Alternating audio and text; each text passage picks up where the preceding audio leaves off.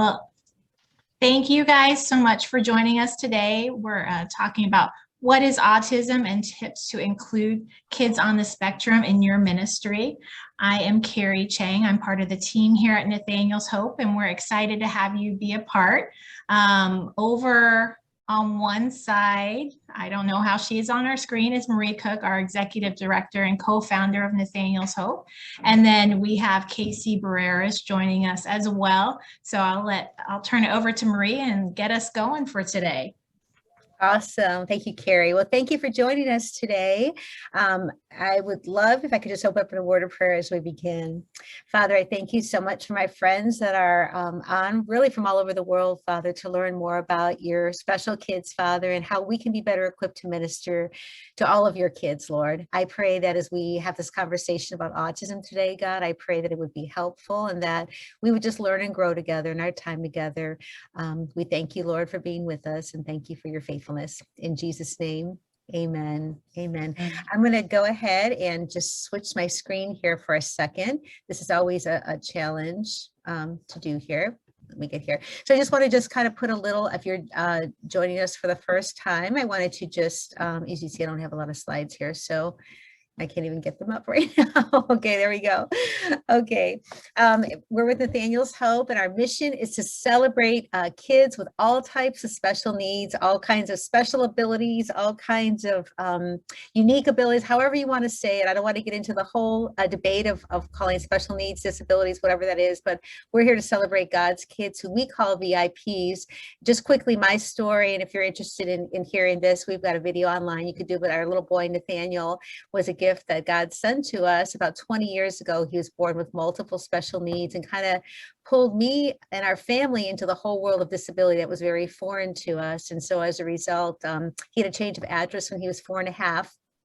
And as a result, we began a ministry to cheer on families that have kids with different types of disabilities, as well as educate and equip the church and community with ways to reach this community for it. So today we're going to be talking about autism. This is Autism Awareness or Autism Acceptance Month, as it's being called now as well. And didn't know if you knew, but there are 20 million people worldwide with ASD, that they're on an autism spectrum, have on a spectrum disorder. And that's a lot of kids, but 1 in 44 kids now in America have some type of form of autism. So that's pretty significant when you think about your congregations and the number of kids that you have, and just the chance of a child with autism showing up in your church, which is pretty big. Autism is not a medical condition. I mean, it is a medical condition. It's not a behavioral condition. Sometimes we view people with autism, and we think that that they may have, it's a behavioral thing, but it's not. In a moment, I'm going to be introducing you our guest today, Casey Barreras, but I want to just jump over here real quick. And if you hear Casey and I or Carrie talk about VIPs, I just want to make this clear. We consider kids with VIPs, with special needs disabilities, called VIPs. I hate the term handicapped and disabled because they're kids, but just for our terminology, it could be kids with physical, cognitive, medical disabilities, chronic or life-threatening illnesses, kids that are medically fragile, of course, kids with autism that sometimes appear to be typical. They don't have any physical sign of disability, but they may have the disability of autism. Also can be kids from hard places, trauma, mental health. We're discovering that kids from foster care, adoption, there's a lot of parallels between kids from these communities and kids that we would be training for that have unique and special needs. But we just want you to know that all of our kids have value and incredible purpose, and that's why we call them VIPs. And so we'll be talking about our VIPs with autism today. So just want to go back here to our guest today, Casey Barreras. Casey is a dear friend to Nathaniel's Hope. You know, in real life, her real life job, she's director of product management and at Drivosity. She leads the special needs ministry at Church in the Sun in Orlando, Florida, as a lay leader. And one of the most important things is that she has a child with autism. And so we are very excited to have Casey with us today. And Casey, maybe you could just start by sharing your story with Chad. Sure. Thank you, Marie. So my son Chad was born only 23 weeks, weighing 1 pound, 5 ounces. And he was just a teeny tiny guy. And you know, we didn't think he was going to make it through the day, let alone the week, but God. Right. And so today, Chad has been diagnosed with autism, and he is also blind. I would give Chad the, I hate the term label, but I would say that Chad is more high functioning. You know, when you talk about the autism as a spectrum, it's very vast, and not every diagnosis is the same.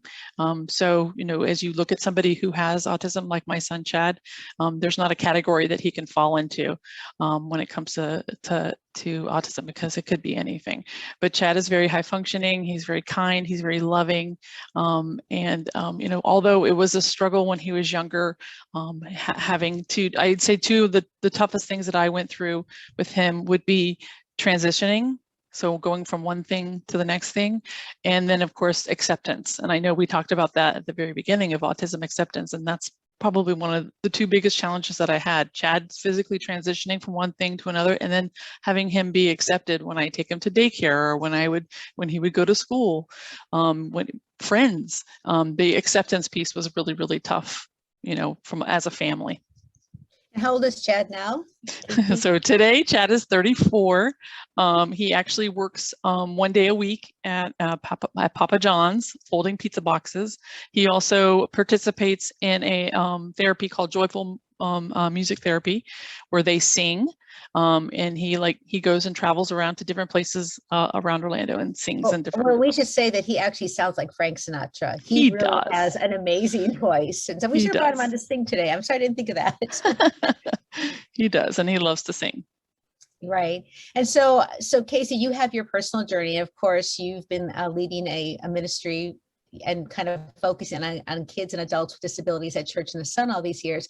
So today I'm hoping that what we can talk about is to kind of give everybody a better understanding of what autism is and how we can better equip our friends here today to minister to folks with autism on a spectrum that come to their church, and you know, practical things that we can do to help families, and then kind of a little bit about equipping our team. So why don't we just start to talk about what autism is? Because, you know, we hear about autism all over, but a lot of people don't really know what autism is. But as you said, there's a lot of different layers to it. It's kind of a spectrum, right? People can be low on a spectrum and could be very high on a spectrum. So let's talk about what that could look like. Kids and adults that could. Yeah. So for me, I know that with Chad, you know, he's verbal. He can easily communicate what he needs. It wasn't always like that. We had to get there with him, but there are a lot of children who fall into the spectrum who are nonverbal. Some children will also show aggression. Some children do not like noise, or some noise they like and other noises they might not like. You know, there's sensitivities that they have. So I know that, like you said in the beginning, sometimes folks want to place a label on them saying it's a social disorder. It really isn't necessarily a social disorder. I liken it to hearing like 6 or 7 conversations at the same time and paying attention to every single one of them. That's hard to do. And yes. So sometimes I feel like that kind of like is when I experience the kids that come to church and they have autism, I can just literally see the different varieties in the kids that come. Because really it can affect a child's motor skills, it can affect their language, it affects their ability, their sensory abilities, ability for them to kind of connect with the world.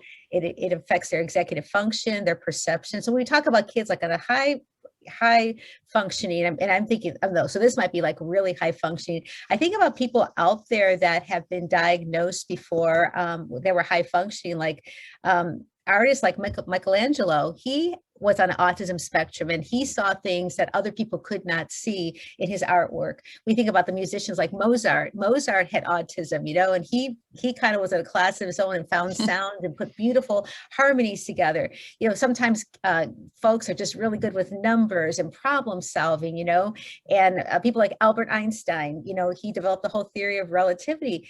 but yet these people probably, although they function very high in this way, they had a very hard time functioning socially and maybe making personal connections with people, right? And then, as you said, the lower functioning folks, they may have hard time to talk, to communicate, to just kind of connect with our world, in a way. They may have like communication delays, motor skill delays, and things like that. So really, every person is affected differently. So you can't say, well, I've got kids with autism coming, so I'm going to get a whole bunch of headsets and put them on because, Doesn't fit all. Because kids with autism need headsets because they get Mhm. bothered by sound, but that really isn't the case at all, right? It's just very, very different like that. When I talk to the folks at church, and I tell them that if you do have a child that has autism, you don't have to assume that that's going to be a one size fits all. And a lot of times the kids might not even look at you, but it doesn't mean that they won't be able to focus on something.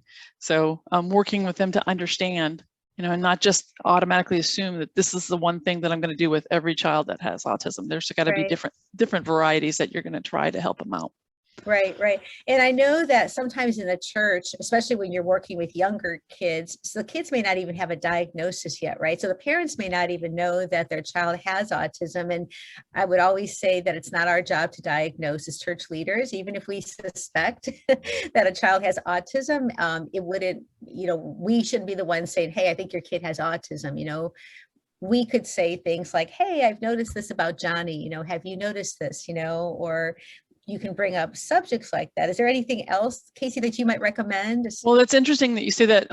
Actually, Sunday in our church, I'm the contact person for whenever there's anybody who has a child with special needs that wants to have somebody paired with them on a Sunday, and I take care of that. Well, sometimes our parents come and are unannounced, which is fine. We want them to come, and we want them to be welcomed. So they'll text me and say, "Hey, I've got a child with special needs. Can you come help?" And so the first thing that I want to do is I want to understand what that need is. And this Sunday, I actually had a mom who came. This is her first time to our church. She has 3 children. The middle child, she was not aware that he had any type of special needs. So parent to parent, I said, just so you know, this young man, he didn't have a lot of things to say. He did talk, but there wasn't a lot of things to say. And I do notice that he might be in a category where he's not with his peers. So what I would suggest as a parent, talking to another parent, that perhaps maybe you take them to a doctor and get them evaluated, because there are services out there that are free to you that can help in this instance, where they can get, one-on-one, and then become, with their peers, become, learn quicker, because they're going to be able to have those services that are available to them. Because early intervention is super important. So important. And Right. She did say that, during COVID, he did not have, anything. So I told her that maybe this is just something that you need for the interim, to get an IEP, or an individual education plan for this child, so that he is able to get on track with his peers. And so I think she was welcomed by that. And then I also talked to her about Buddy Break, and said that, you're more than welcome to bring your child to Buddy Break. And she's like, I can drop them off. And I said, yes, you can. And we'll love them just like you do. So it was good to be able to have that conversation with the mom. But I didn't say that your child has a disability. I didn't say any of those things. I just said, from mom to mom, this is what I would do. Right. And so, like, as church leaders, we may see at an early age, at 6 months, like some of the signs that we may see, there might be little or no smiling or limited eye contact, that maybe other 6-month-olds are having these kind of, landmarks like that. Or at 12 months, a little or no babbling, or they're pointing, or a response to their name, there's little response to that. Or at 24 months, they may have few or like little language skills. They may not even be able to put 2 words together. So these are things that we might see as church leaders that might be signals to that. Maybe some of the behaviors associated. Maybe you've seen kids flapping their hands before, or they may twirl or spin, or sometimes they walk on their toes. These are signs that a child could have autism. Stemming, that's repetitive movement that they do over and over, like they may rock back and forth, or they may do things to try and calm themselves. So you may have seen that in your church before, and you may have seen kids with that. Maybe it's made you nervous, but why do kids do that, Casey? Why do they do those types of things? Well, I know that, like, I can talk about Chad. When Chad would do what you would call stimming, I could tell that he would do that in times where there was like he was frustrated because he couldn't express himself to me as what he was trying to convey. I wasn't understanding what he was trying to convey to me. So that was his, like you said, self-soothing kind of way of being able to get through that process. So I know that the spinning and the rocking that he would do, it was just something that he would do to kind of soothe himself. Like I said before, there's a lot going on in the brain of a child with autism, and sometimes it's too much. And so sometimes they just need to have, and that's why the sensory room is so important for us anyway. The sensory room has things in there that can kind of like allow them to like have a soft, quiet space where they can touch something that maybe desensitizes them from the other things that are going on in their head. So what kind of things could that be? Like what would be in your sensory room? Yeah, so in our sensory room, we have, we do these lava lamps where it's just kind of like we dim the lights, and then there's kind of like a soft light where it's just kind of relaxing atmosphere. We have music that we play. Visual, yeah. We have music playing on the background, which is the audio, and that's just kind of like a soft, maybe it's a wave or something like that, or a chirping sound from the forest or something. And then we also have things that are tactile, right? So you're able to touch something. One of the coolest things that we have is this little thing. It looks like it has pens in it, and they don't hurt, but you can touch your hand in it, and the imprint of your hand comes on the other side of that. So that's also a visual thing, but it's also textural. Mats on the ground that you step on that have like water in them that swoosh around different colors and stuff like that they can step on. A comfort chair where they can sit in and it feels like it's giving them a hug without anybody touching them. So these things are all good because it's focusing on one of the senses, and it kind of deregulates them and calms them down and everything like that. So those are kind of good tools to have. So I don't know if our friends here have ever maybe seen somebody with autism. Again, this is like one person, right? We got a little video clip that Carrie's going to get ready from a gentleman called Crispy King, and you can look him up online. He's got amazing videos. He uses making Rice Krispies as a tool to introduce kids with disabilities to the world. He's a really cool guy, but we have a little story here. Carrie, you want to tell us about the story that we're going to watch? Or maybe not. Yes, I'm not ready to talk, but yeah, definitely. So Crispy King, as Marie said, he works with all types of individuals with disabilities, and he uses Rice Krispie treats as his way of communication and just showing their talent or communicating with them. So this one is a VIP with autism and his sister. So I'm gonna pull that up so we can check that out. Okay. I'm sorry, I was going to say Carrie is like 35 weeks pregnant right now, just for the record. So the next time you see her, she'll probably have a baby in her arms. So anyway, so we know the baby's requiring things from her right now. She's multitasking. She's making a baby while she's doing all this. Counts. All right, I got my man Raleigh right now with us in the kitchen, and his sister Bailey. Raleigh, anything you want to tell everybody right now? He thinks he's getting his picture taken. I love that. Tell me a little bit about Raleigh. Okay, so Raleigh is 19 years old. He's nonverbal autistic, and he loves VeggieTales. You love VeggieTales? Oh, hang on, Raleigh. You're also strong. I see that. Yes. Can you like VeggieTales? Yeah, VeggieTales. Can you sing VeggieTales theme song? Can you sing it? Raleigh. If you like to Talk to tomatoes. if a squash Can make you. if If you like to walk up and down the produce. We are so for fun. you. Tales, VeggieTales.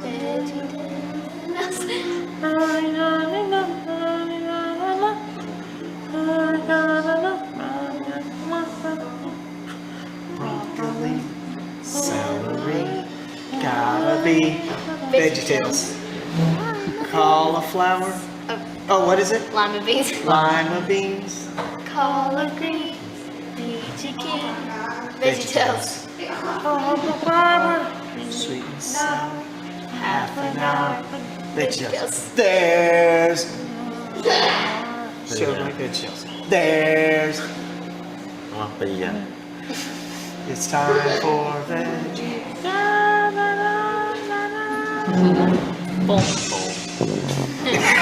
Great job. Give her all your hand. Hey, Raleigh, can you help me? We're making an anchor, and maybe you and your sister can do that. You want to help sculpt it, or you want your sister to? You want to do Raleigh, something? here, let me see flashlight. All right, You do ready? it. We're gonna put some butter on your hands.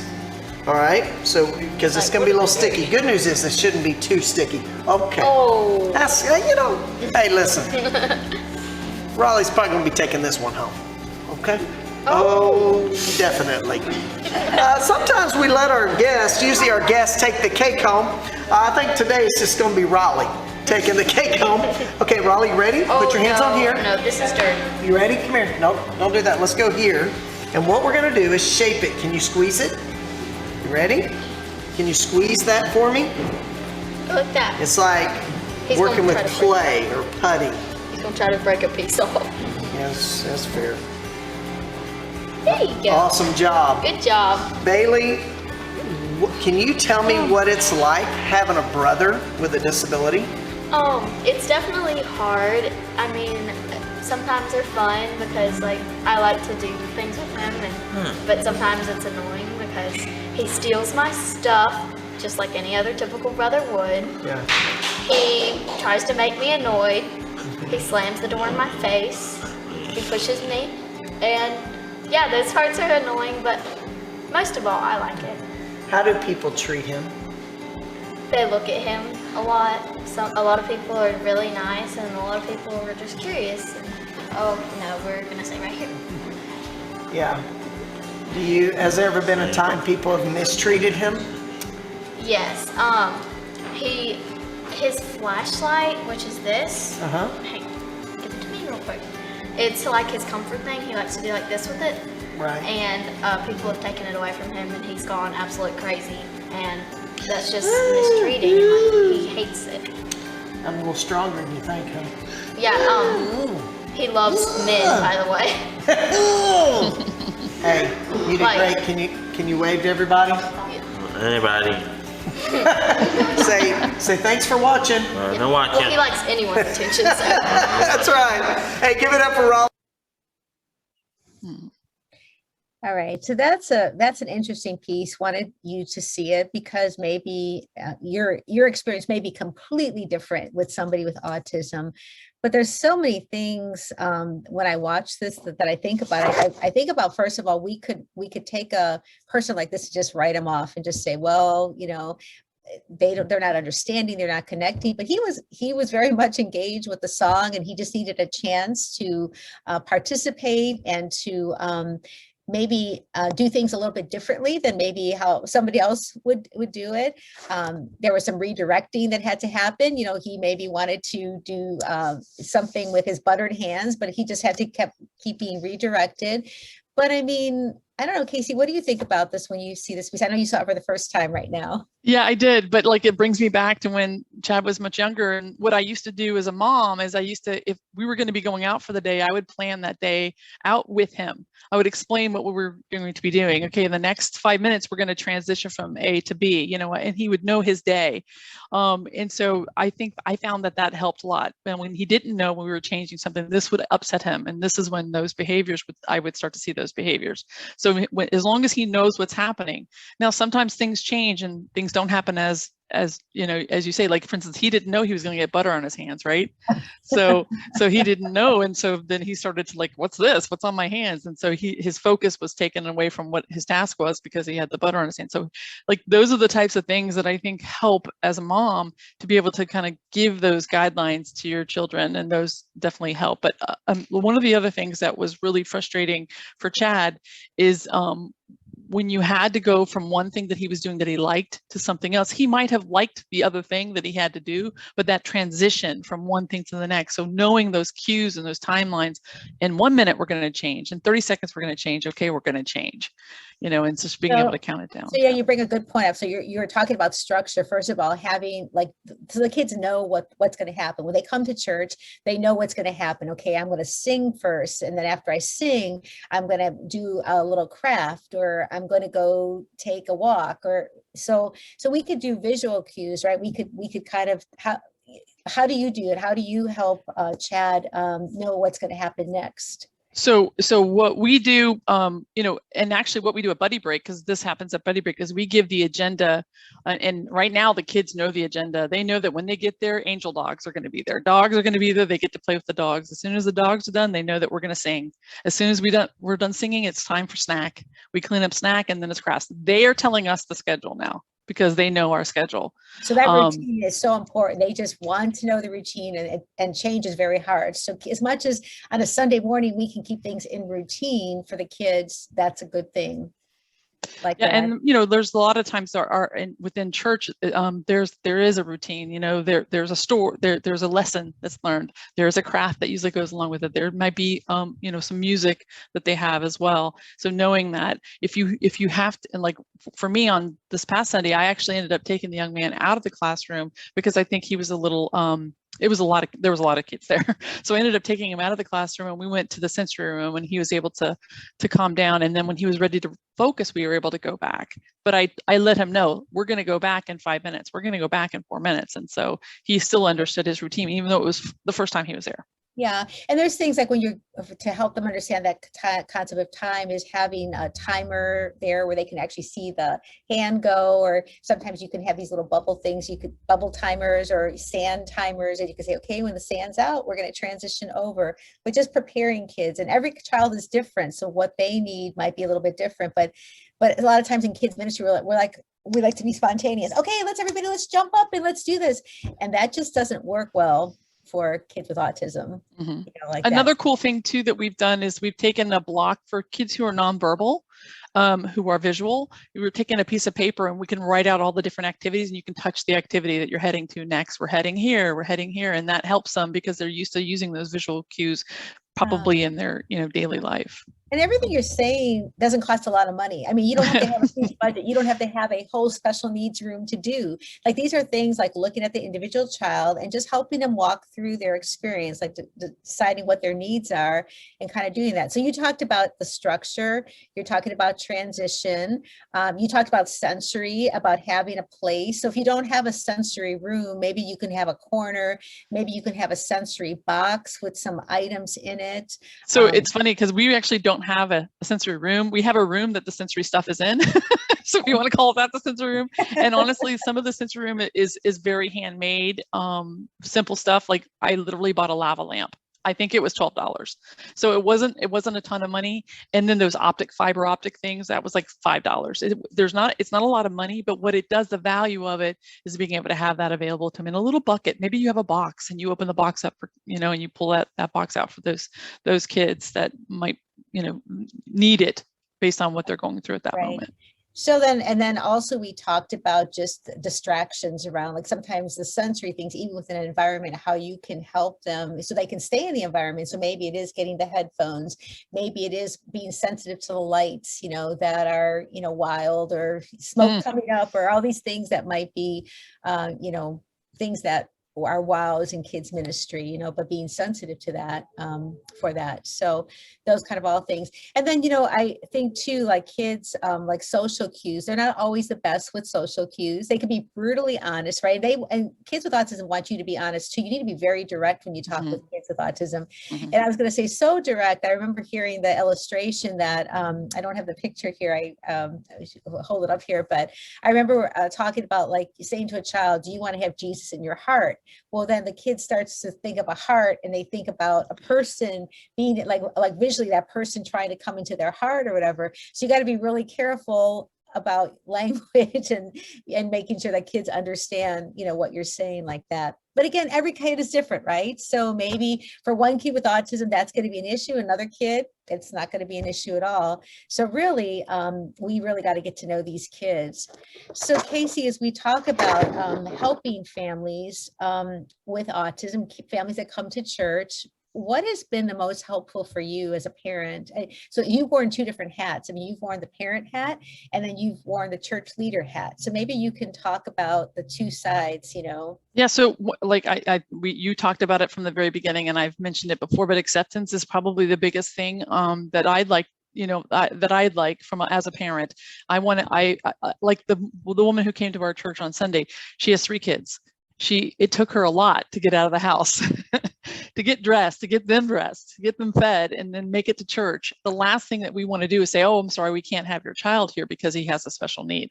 So acceptance, I think that's the most important thing. Acceptance of somebody who might be different than you, but they have the same love and heart and desire and want and need, so if they're the child first and then they have something else beside them, that's important. So talk to the children's leader who is terrified. They've never worked with a child with autism. And like this kid comes in and they're flapping, and just like we just saw this boy in Krispy Kreme, they're not paying attention. They're all over the place. Yeah. I mean, what do you say to somebody like that? It's okay. It's okay. They just want to be treated like everybody else. It's okay.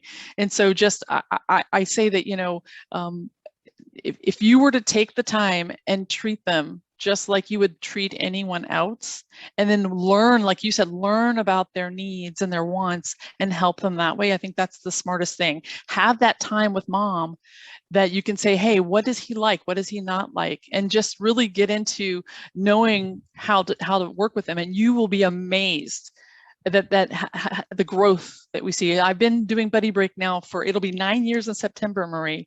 And I am amazed at what happens with these kids who first started to come to us and to where they are today. They mature, they grow, they learn, they know you, they come running up to you and jump into your arms where they weren't even saying anything before and afraid of you and not even saying one word. And now I have this little boy who never said a word and he's saying, I love you to me. So like it's something that you just have to learn to work with them and just imagine this is your sister. This is your daughter. This is your son. This is your brother. Just like treat them just like you would anyone else, and ask mom, what's a good day for them? What's a bad day for them? How do you work through it? That's good. So I know we're afraid of what we don't know. So if we don't really know autism and we've not been around kids with autism, it can be scary. It can be intimidating. Before we had our kids with disabilities, I was very standoffish. I didn't know, so I just kind of stood back. But the people that are on right now, they want to embrace these kids because they're on listening, saying, "What can I do? I want to get equipped." Right. So you talked about Buddy Break, and maybe for me, so some people are saying, "What's Buddy Break?" She keeps talking about Buddy Break. But maybe you can explain what Buddy Break is and how it's a tool to help train your volunteers. So Buddy Break is amazing. It is a respite care program for parents of children with special needs, and it's free.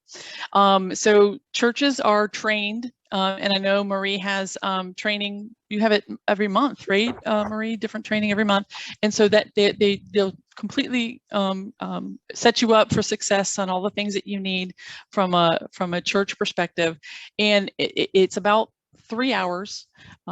You have volunteers. We one-on-one pair them. So both sibling and VIP. And it's super important for the sibling to be able to come and get one-on-one care as it is the VIP.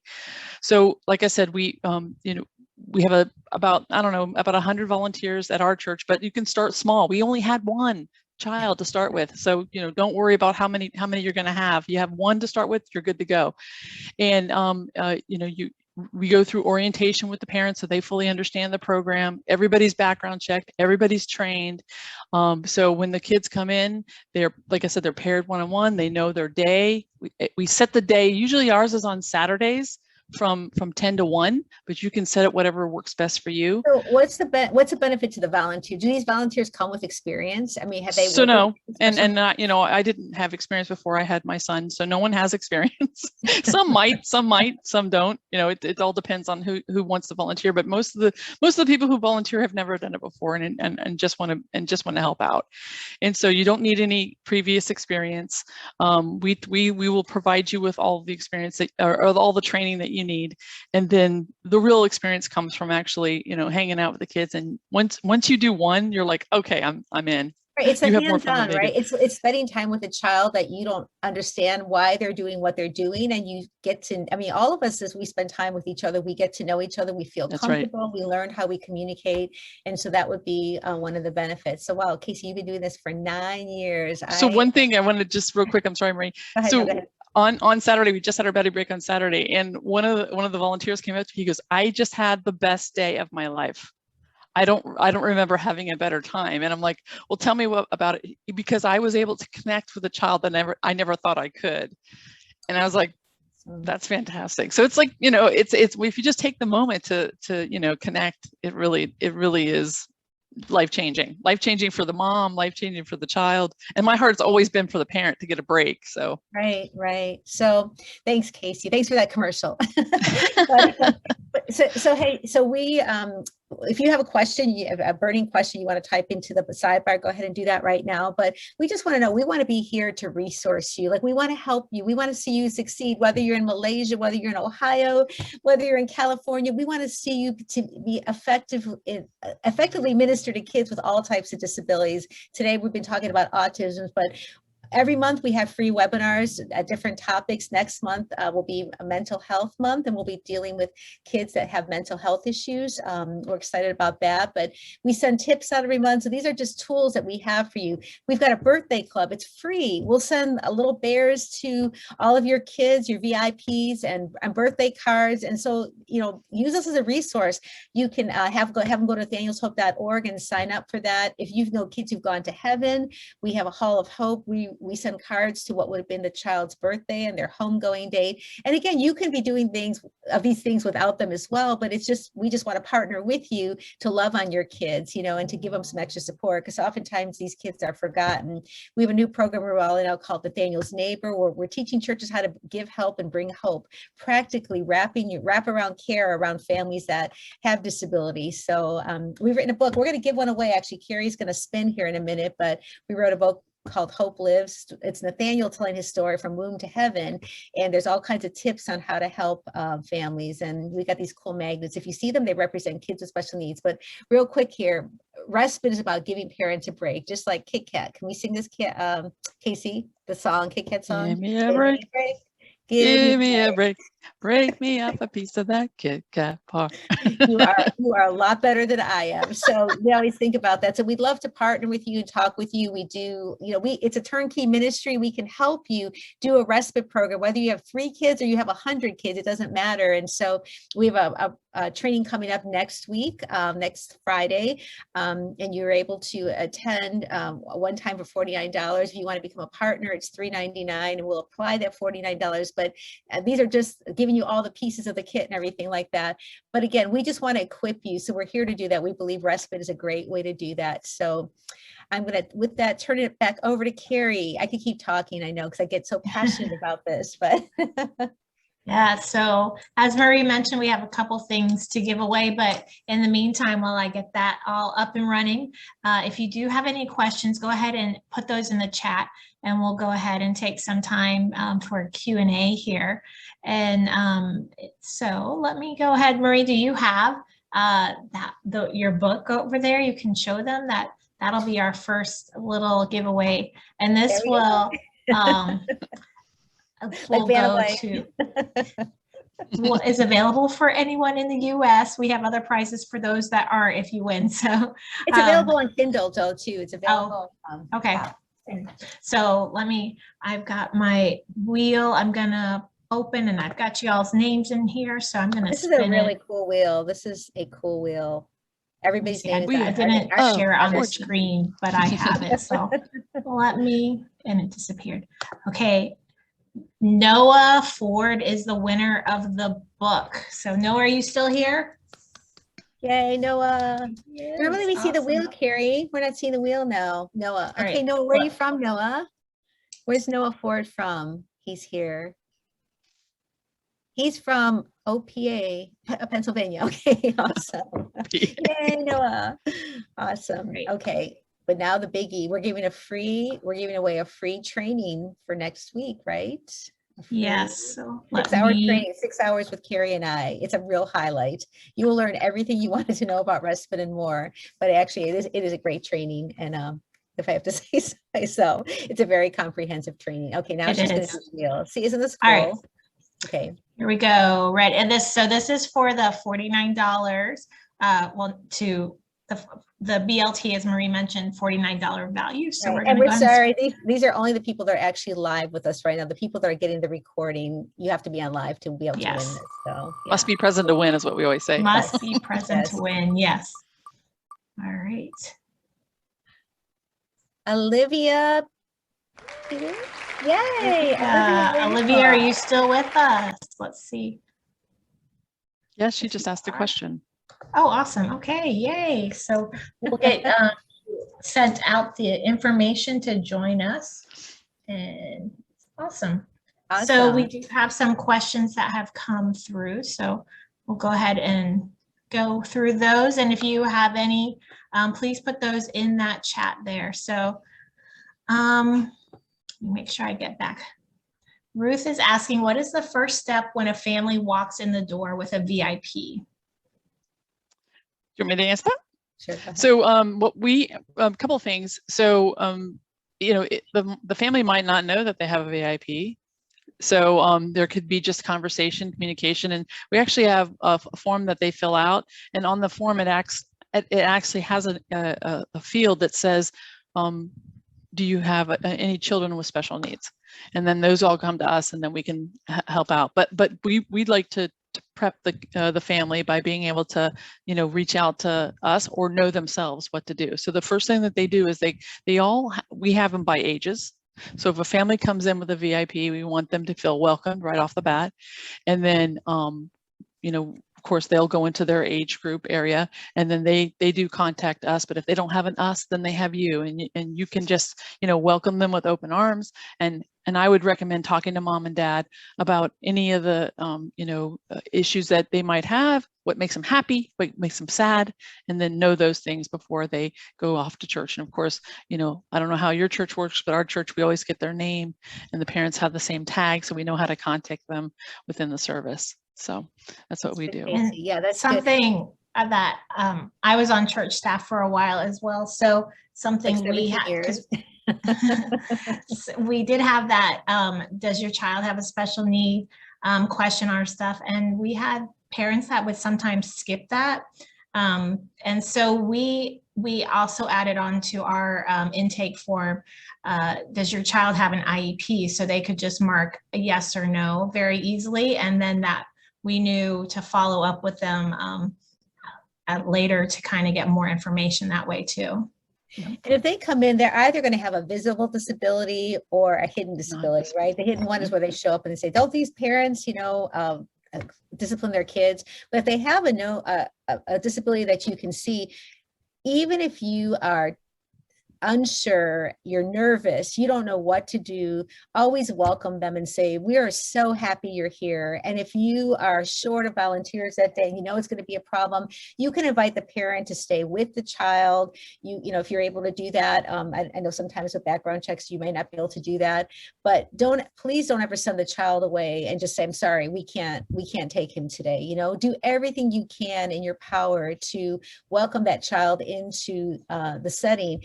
And it's okay that you don't have all the answers, you know, as Carrie said, if you discover that they have a disability that week, call the parent and say, hey, I'd love to talk with you. I'm so glad Johnny was here. You know, I'd like to learn more about Johnny, and I want to be better equipped to minister to Johnny. I want to make sure that this is the best environment for Johnny. So can you help us with that? You know, you don't have to have the answers, but I think having the welcoming environment is super important. And I think as Casey mentioned, you know, sometimes you're having one of those mornings, you're short on volunteers, or there's a lot going on, but it's always good if you can have a person on standby that you can text and say, hey, can you come in and be an extra set of hands and kind of be a buddy with this child? We might need some reinforcement this morning, you know, if you're able to do that. But I think the most important thing is to let the family know that you are so happy that they are there like that. Okay, Carrie. All right. So Amy is asking, do you have a list of suggestions to help a church create a special needs room? We do actually. We have a sensory room list that we can provide for you. There's a lot on Pinterest as well. I was going to say there's a lot of ideas. I think one of the things, we can give you a basic list, but always think about the five senses and how you can appeal to the five senses. But things like, beanbag chairs, a rocking chair or swing, things as Casey talked about with lights, things with they can touch, smell, but we can send you a basic list for that. Play-Doh, always Play-Doh. good.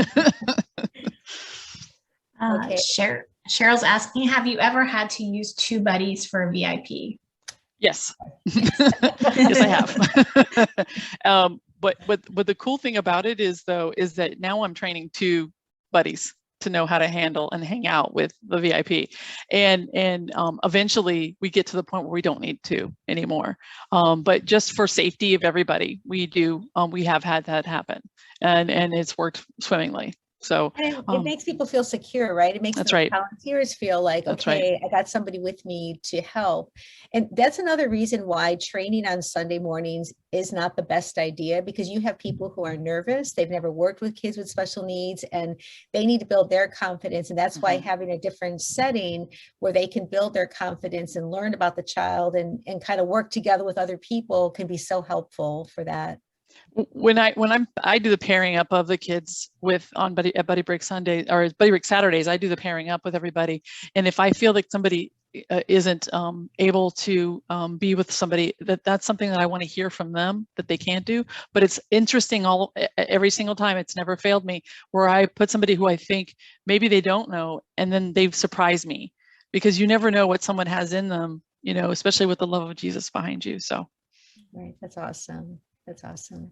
So we've had a couple more requests come through or questions about sensory rooms. So we'll be sending you an email just to follow up from today, and we'll include our list that we have so you can get some ideas from that. But as Marie mentioned, Pinterest is an amazing place to get ideas on that stuff, very inexpensive ideas. Right. And in part of our Buddy Break training, our 6-hour training, we do cover sensory rooms and things to put in your sensory room. So that's part of our extended training. Yeah, that's one of my favorite modules, because that's when it's all fun, but if you bring props in, it's even more fun. So awesome. What Jan is asking, what are the basics of the $49 training? So that training is our Buddy Break respite program training, Buddy Break basic leadership training. And this just gives you the chance to participate, maybe without making that commitment if you're not ready for it, but you go through everything. You just don't get the materials. And we go through just kind of laying the foundation, training your buddies, bringing families into the ministry, as Marie mentioned, sensory ideas, risk management. Education, promotion. Safety and risk management is huge. And we have all the forums. We have an online database that we touch on how to use. We talk about, how to promote your program internally within the church, outside of the church, disability sensitivity training. It's very, very comprehensive. People walk out and feel like they've been given a fire hose of information. But the great news is you can watch it online live for $49. And then if you choose to start Buddy Break and become a partner with us, you have access on demand of all these modules. So if you're in Malaysia and you can't sleep at 1 in the morning or 2 in the morning, you can watch, anytime you want, you can watch the training and review certain parts of the training if you feel like you need more training in that, or just need to hear it again. Yeah. So that's a great resource we have available for our church partners that are doing Buddy Break, that on-demand training. I think this might be the last question. So if you guys have any others, now's the time to get it in, but you can always ask us later. But Jennifer is asking, would you recommend setting up a separate sensory space to have available for those kids who may be overwhelmed by the whole group? I mean, if you have the space to do it, it's great. If you can have the space, sometimes churches have flex spaces, meaning that, they can set up like Casey does. She has to set up and then tear down her space like that, And which is another thing. If you guys have multiple services, you might want to consider like to say, hey, we're very equipped for service number 1 or service number 2, the 9 o'clock service, to really take care of kids with special needs. We're a little bit better equipped, if you from a spacing standpoint. But if you can have a place, sometimes it could be the back of a classroom. If there's a corner that you can have sensory items, and again, it could be a box, it could be a moving cart that can go into a space somewhere. I mean, the important thing is to try and remove a child from where all the activity is happening, whatever that looks like. But I know you're limited sometimes on Sunday mornings with space. Ideally, if you can have a designated space, that's great. But if you can't, just think outside the box. Pastor's office. Well, it has been done, actually. We use a spillover room right now. That's what we're using. And that's why it's flexible. So it's really cool to be able to get like these little bins that you can just pull the bin in and out, and just lock it around, turn it around, whatever you need to do to make it happen, wherever you need it to be, whatever room it needs to be in. Awesome. We have one more come through. Any suggestions for parents who are not open to the discussion that their children may have some extra needs? Well, I can tell you that I wasn't open for the discussion when they tried to tell me that my son had a special need. I was like, no, there's nothing wrong with him. What are you talking about? He is just perfect in every way. So yeah, I can tell you that it's frustrating and there's a lot of denial there. And it's a very tough time. If you're learning it for the very first time, that your child tends to be a little different than the other kids, it's tough. So I would say as comforting, as caring as you can be, we're here to help you. We love you. We'll be with you through this process. I always suggest, if you have a parent who does have a special needs, it's always great to get them in there and help you, maybe even have a small group where this person can come and hear and discuss and understand, because that doesn't change who your child is. If they have a special need, it does not change who that child is, who you've loved and who you've raised and who you've come to know and love. So, I mean, I think that those things are at least helped me to know that, somebody could, at least have the, I want to hear what you've gone through and, share in that. So. That's good, Casey. I was in denial as well. As extreme as our case was, when my child was 4.5, he functioned at a 9-month-old level, and I was in denial. Just because you believe the best in your child, and you want your kid to be like everybody else. And I see this. You recommend a separate special needs room or integration, and I think that at the heart of it, parents want their kids to be like everybody else. They want their kids to have every opportunity and to be treated like everybody else. And also, it's a lesson for the body of Christ. It's like, we don't want to say, well, you kid, because you're different, you need to go in a special room and be separated. I mean, the body needs to function as a body. Now, there are times if a kid has violence or aggression or just, something like that they're going to be harmful to themselves or the kids around them, that probably you need to consider a separate space. I think, as Casey said earlier, having a space available that you can go to, that you can integrate them in as much as possible in the typical setting. And if they need that break, they need to regulate, you need to put them in a different place, that's a great thing to do. But just to say, okay, because you have a special need, you need to go over there. I would say most parents prefer not, but that's a discussion with your parents too, to see what they really want for their child. I think a lot of times it helps too from the socialization perspective, because this may be their only time that they're going to be around other kids, and those kids who are considered typical are going to be around somebody who has a special need. And I actually asked one little girl one time on Sunday, she's like, well, why is he going into this other room? I said, sometimes he just wants to just have a little bit of a break. And she's like, well, who is he? I go, well, is he your friend? And she's like, yes, he is my friend. And so it's like, they're innocent. They're so innocent. And so most of the times when you're bringing the kid out of the other room, it's not necessarily because the kid is being disruptive, or it can be, but it's usually because they need a break. They need to be pulled away because they have to just kind of calm down a little bit. So that's how we look at it anyway. Awesome. All right. Great. So if you guys have any other questions that you think of, please feel free to reach out to us. You can email buddybreak@nathanielshope.org. That'll be what our follow-up email comes to you with more information. So, or you can call us here at our office, 407-857-8224. But we definitely appreciate you taking time out of your day to join us and to get equipped to welcome VIPs into your ministry. And if there's anything we can do to help you, please don't hesitate to reach out. And we would love to have you join us for our Buddy Break basic leadership training coming up or in the future. So thanks for being a part today. We'll God be in bless touch you. soon. Bye-bye. Bye, everybody.